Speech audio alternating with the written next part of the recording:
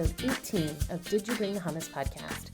I'm Kimberly, your host, and I'm super excited to be here with you today. Did You Bring the Hummus is a podcast to help you go vegan. Every 2 weeks, I'll share a new episode discussing all things vegan.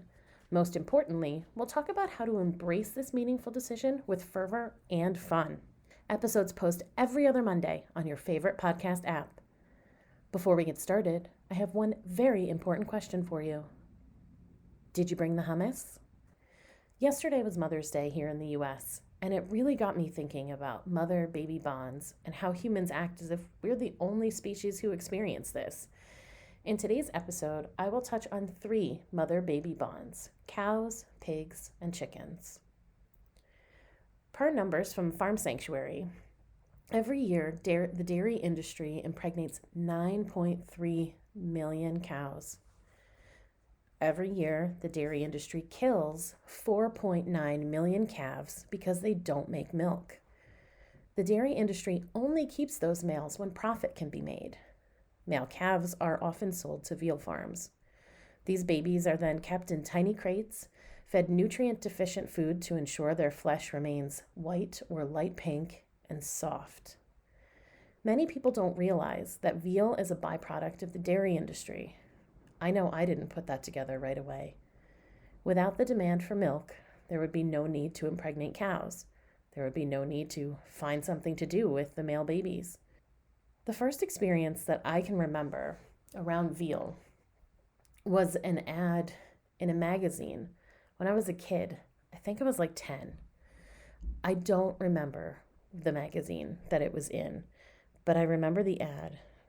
And it was a picture of a baby cow in a veal crate. He was chained there, and the ad just talked about how small the crate was and that he would be there for his whole short life. He couldn't turn around. He was constantly sick because he wasn't getting the nutrients that he needed. It really just, oh man, it takes me back, and it definitely was kind of the start, I think, though I didn't know it at the time. And, as you've heard in many previous episodes, I didn't go, vegetarian as a kid. But it stuck with me, and I've never eaten veal. I hung that ad from the magazine on my bedroom door. Like I said, I realized then that veal was cruel, so I didn't eat it. But I didn't realize where the veal industry stemmed. So whether the babies are sold into the veal industry or simply slaughtered outright, they're still taken from their mothers mere hours after birth. Mother cows will bellow for their babies for days. They're clearly in anguish, clearly devastated by the loss. Sometimes those baby cows might be kept, even for just a couple of days, on the same farm where their mother is. And sometimes those babies can hear their mothers calling for them, but they can't go to them because they too are tethered. So they hear the cries of the mother that they'll never see again. In 2020, the dairy industry slaughtered over 3 million spent mother cows. Typically, spent mothers become ground beef as their old, and that's in quotes, spent bodies are too tough for most other cuts of meat. But these mothers are typically only 4 years old. The average lifespan for a cow is 20 years. I had always loved cows as a kid, and I still do. I think they're so special. And, I've been to various farm sanctuaries and been able to interact with all kinds of animals, from cows to chickens to goats and pigs and sheep. There's something about cows and these deep brown eyes they all have. It's like you look into their eyes and you can see, I don't know, you can see love and Pain. Anytime I've been face to face with a cow, I'm at a loss for words, kind of like I am right now. It's just amazing. Okay. We'll move on for now. We'll talk about pigs. Mother pigs in factory farms are kept in what are known as iron maidens or gestation crates. Factory farming companies will claim that mother pigs are a danger to their babies and that they will crush them if not confined.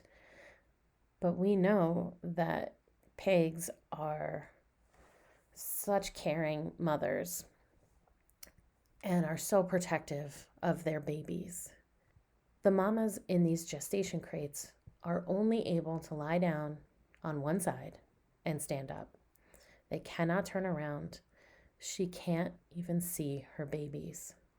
Pig mamas, like goats, cows, or humans, are loving parents who want to care for their babies. One may think that buying meat from a small farm, where they aren't a factory farm, that you're buying meat produced from pigs that have lived happy and free. While mamas on smaller farms may not be held captive in a gestation crate, they still suffer the loss of their babies when their little ones are sold to be raised for pork. These mamas can be seen searching frantically for their babies once they've been taken, clearly distraught, clearly grieving. Pigs can live to be about 12 years old. However, they are typically slaughtered at 6 months of age. Like human mamas, a mother hen talks to her babies. She will cluck at her unborn chicks, and just like a human baby may kick or swirl around inside in response to their mother's voice, baby chicks will chirp back at their mother while they're still in the shell. I've seen hens shield their babies with their wings, like a mama umbrella, keeping the chicks warm and dry while it's raining. Male chicks born to egg-laying chickens are considered useless to the egg industry because they don't create a profit. They can't lay eggs, and they will not grow large enough to become meat or broiler chickens, as they're known. So the industry does what is cheapest. They throw them away and suffocate them, or they macerate these day-old baby chicks. Chickens raised for eggs live an average of 1 to 2 years before they are considered spent. The average lifespan for a chicken is actually 8 years. As you can see here, these are babies having babies, and even when spent, these animals are in the early, childhood or teenage years of their lives. Whether you are a mother of human children you've birthed or come to be a mother to human children in many of the ways that are possible, or you're a mother to companion animals, I invite you to consider your own bond, to consider what you would do to keep them safe, and consider what I have noted here today. We like to think that we're different. We like to think that because we create all the things that we create, that humans are somehow superior. That taking away a calf or piglet or chick isn't the same as someone taking away a human child. Whether or not they can communicate with the words that humans use is irrelevant.